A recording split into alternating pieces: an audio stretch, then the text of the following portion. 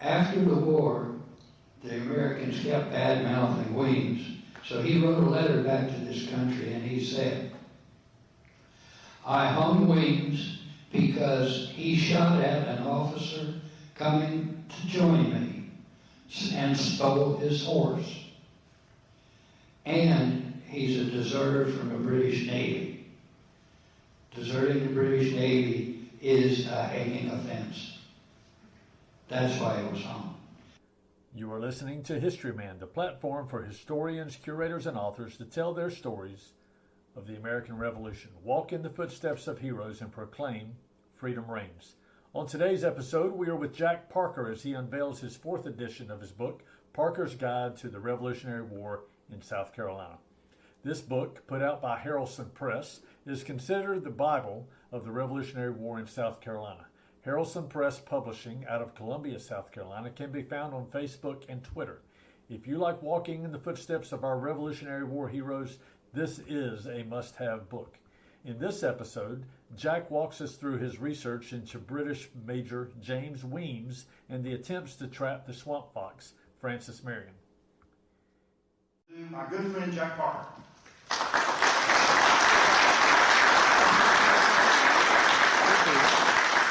There you go.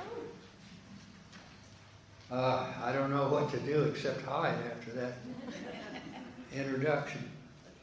Anyway, most people read about Weymss' March of Destruction, and then they read about Blue Savannah. And those are two separate things. Except when I put them on the map, I discovered they're probably connected. So that's what this presentation is about. This map shows Georgetown in the lower left-hand corner. And Wyemss was one of Cornwallis's fair-haired boys. So he was given the job of starting a Georgetown militia. He had 2 lieutenant colonels, one named Castles and the other one was William Henry Mills. Now Mills lived up on the east side of the PD River, about where Cheraw or Society Hill is, in that area. But he was in Georgetown for starting and helping with this to build the militia. Everything I ever read said Castles and Mills were attacked by, it was a mutiny really, by the people in their militia after Weymss left. Well, I've been staring at it for 12 years. It didn't make any sense. Why did Weymss get away and the other guy didn't? So I found out, and I'll pass that on to you. I just found out about a week ago.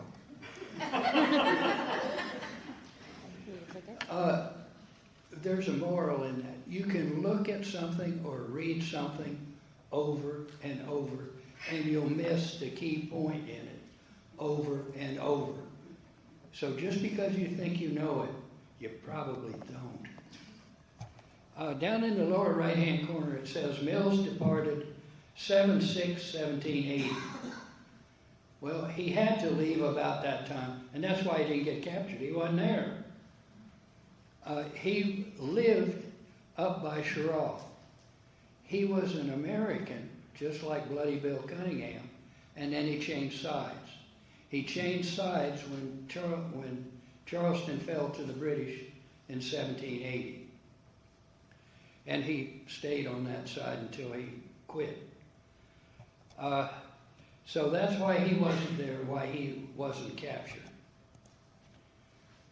Hunt's Bluff, that's in Marlborough County. The British were sending the 71st sick and wounded down to Charleston on the PD River. Tristan Thomas didn't have a cannon, and he wanted to intercept the boats and take them prisoner. So he cut a couple of palmetto logs and set them up like they were cannons. And he gave them an ultimatum. You either surrender or I'm going to blow you out of the water. They quit. They surrendered. Guess who the commander was? It was old Lieutenant Colonel Mills. That's why he had to go back up to Sherrill. So that happened on 7/25/1780. And you keep these things kind of in your mind because they'll come up later.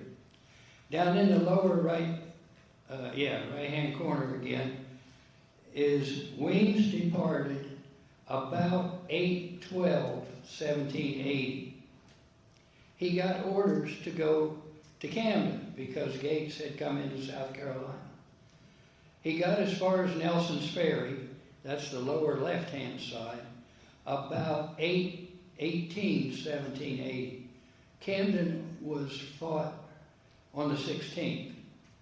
So he was late for that. Cornwallis then sent him up to the high hills of the Santee. That's up in the top left. Up here. He stayed there until he got orders from Cornwallis on 8/29/1780 to go after the people between the Santee and the Petee Rivers. It's your turn. Okay. She gets to do the reading for me. Weymss received orders from Lord Cornwallis to sweep the country. I don't think your mic's working. Oh, it is. Don't worry. Okay.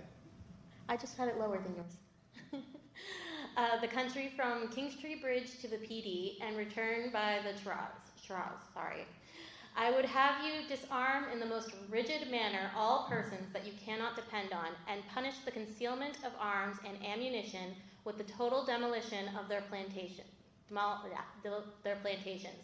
All those who had voluntarily enrolled themselves in Colonel Mills or Colonel Gaillard's corps, and afterwards joined the rebels, must be immediately hanged up, unless you should seize a great number, in which case you will please select the properest objects for mercy. All those who either submitted themselves or lived quietly on their plantations in an apparent acquiescence to the king's government, and have joined in this second revolt, must have their property entirely taken from them or destroyed, and themselves taken prisoners of war. That's from the big man himself. No. Go ahead.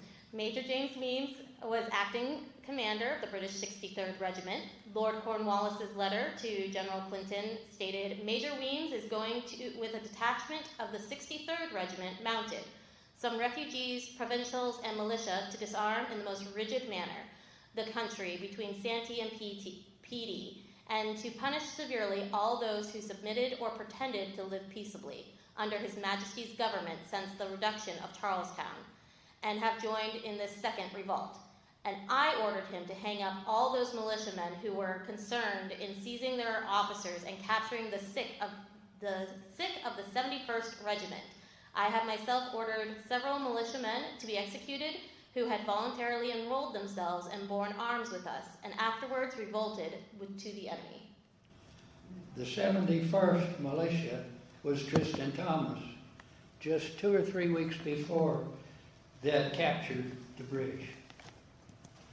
So you can tell that Cornwallis was a little bit upset with what the Americans were doing. In addition, you can see Great Savannah down in the lower left-hand corner.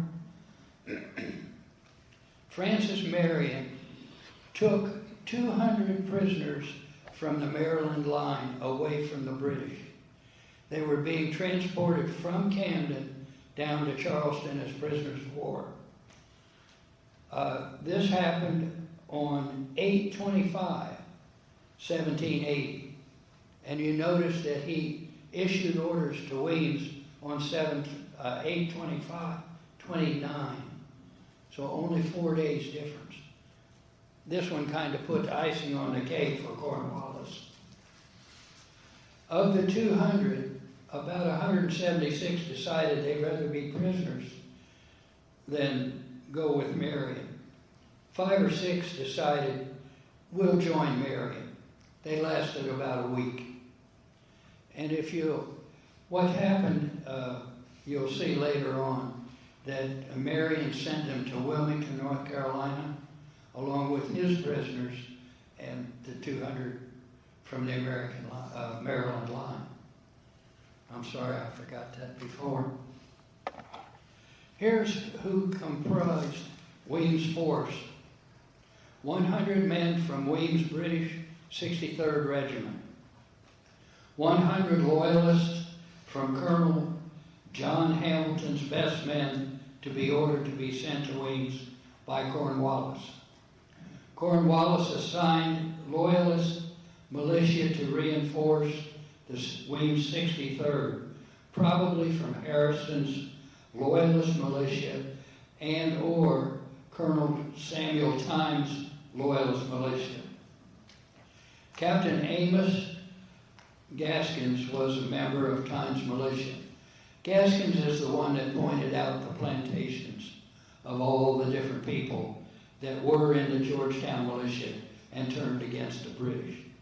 So it was probably Times' militia that assisted Weymss. This is just a general map to give you an idea of what we're going to discuss. It's a 1776 map.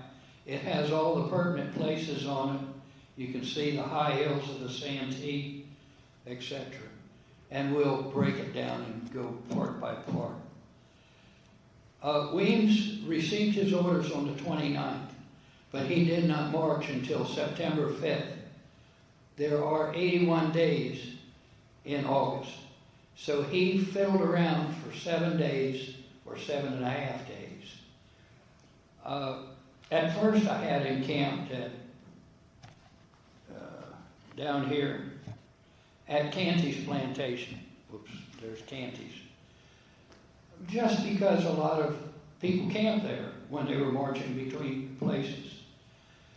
And 2 days ago I discovered he was in Williamsburg at night. And I knew this for 12 years too. So Canty's, he couldn't have camped there. It's too close to Williamsburg. So he probably camped somewhere from Richardson's. He was a general in the American Army. And somewhere down in here. The most likely place is Jack's Creek, which is close to Somerton, which is off I-95. So he camped there on the 5th. On the 6th, he was marching through Williamsburg, which is all the way over here.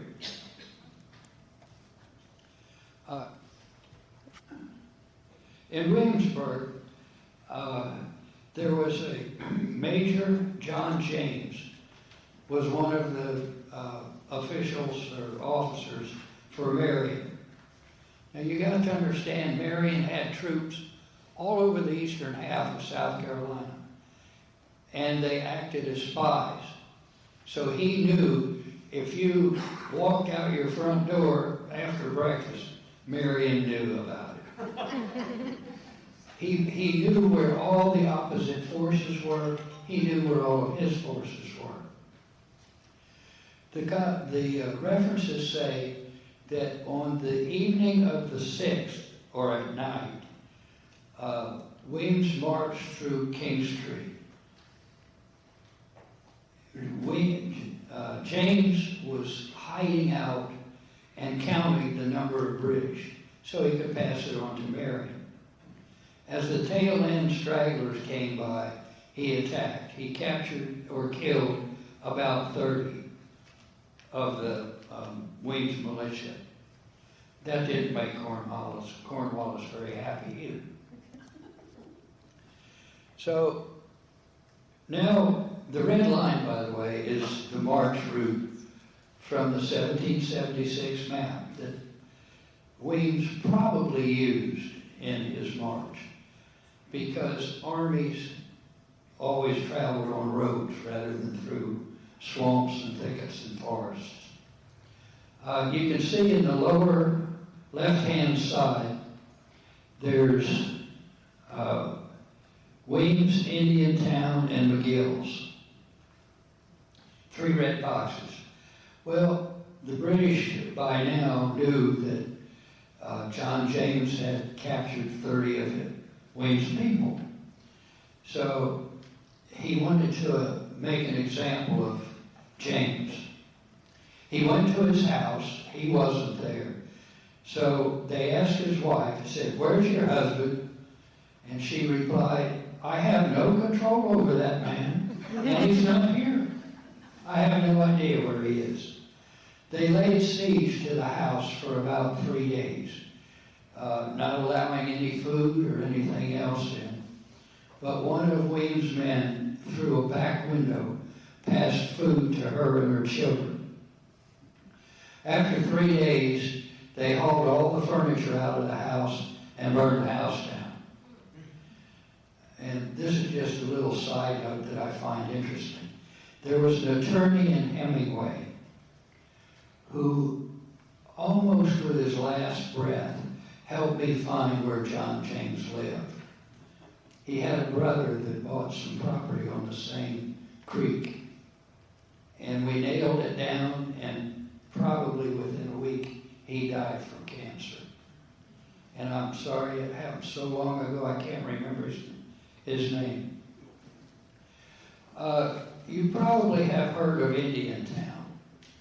Wyemss, or one of his men, stated, "This is a house of sedition," because all of the Episcopal churches were the king's property, so none of those got burned. But if you were any other denomination, it was called a meeting house, and one of them happened to be in Indiantown, and they burned it. Probably most of you have seen the movie called The Patriot, where they burned a church with people inside. I have found nothing in 22 years where the British or the Americans ever burned a church with people inside. But they did burn the Indiantown church, and that's why. Because it was a meeting house, and it was right in the middle of Marion's territory. You can also see McGill's. That's the red dot or square closer to the right-hand side of the page. McGill's is still there, and I've been told it's the original house. But if you go there, it's now up on a paved road, and it's owned by a doctor. I wouldn't really go knocking on the door. But back during the Revolution, about halfway from where the house is now, down to the swamp, is the original location of the house. And I think there's a couple of trees in the middle of the field growing up there. So John James was in the area because he shot from the road at the British camp at McGill's. Of course, that didn't make them very happy either, but they didn't catch James. After that, they marched up the line of the red. Now, if you see the red on the right-hand side, there's a little red square just north of it. That was the house of a man named Savage. They burned his house. He wasn't home. But they burned his house. Probably most of you know that there was a house where the British were ensconced and somebody shot an arrow on the roof and set the house on fire. The person that shot that arrow was Savage. That happened about a year after his house was burned. Now you can see the red line goes across Britain's Ferry and stops. In one of Marion's letters, he said Wyemss crossed Britain's Ferry and came back the same night. Now that doesn't make any sense. Why would a guy move his army all the way across the ferry and then turn around and come back? One of the rules in the Revolutionary War, and probably still, is you keep water between you and your enemy. That way you have more time to get away. He knew that Marion was on the east side of the Petey River. So he went across, dropped some troops off, and came back across so that Marion would think he had a river between his enemy and himself. That makes sense. a lot of the people that had their houses burned were on the east side of the Petey River. And you've got to remember that Weymss had 300 to 400 men. So he dropped a bunch off when he was down in Indiantown to lay siege to James's house. They stayed there. Weymss kept moving. So now we have British forces on both sides of the Petey River. And there's something else I forgot, one of those slides way back in the beginning, but you'll see it later on. There's also a third British force coming up on the east side of the Little Petey River, just in case Marion tried to get away that way. All right, he came back across Britain's Ferry, which is just to the south of this slide. He went back up, and you probably all heard about Adam Cusack. He was hanged by Weymss in Society Hill. And I've got to fill you in a little history here. The American version of why Cusack was hung was, number one, he shot at a slave owned by Brockington, who was on the British side. He shot across Black Creek. The other is that he refused to take British officers across Black Creek on his ferry. So, in my mind anyway, that's pretty well be debunked. After the war, the Americans kept bad-mouthing Weymss, so he wrote a letter back to this country and he said, I hung Weymss because he shot at an officer coming to join me and stole his horse. And he's a deserter from the British Navy. Deserting the British Navy is a hanging offense. That's why he was hung. And again, after I did maybe the second edition, I gave a talk at Darlington County. The young man, but younger than I am, happened to have a copy of the plat for Adam Cusack. And it located, and that location on the map is within 100 yards. If you ever go there, or have been over Highway 327 that goes up to I-95, there's a bridge over Black Creek. On the right-hand side, going north, is where Cusack would have lived.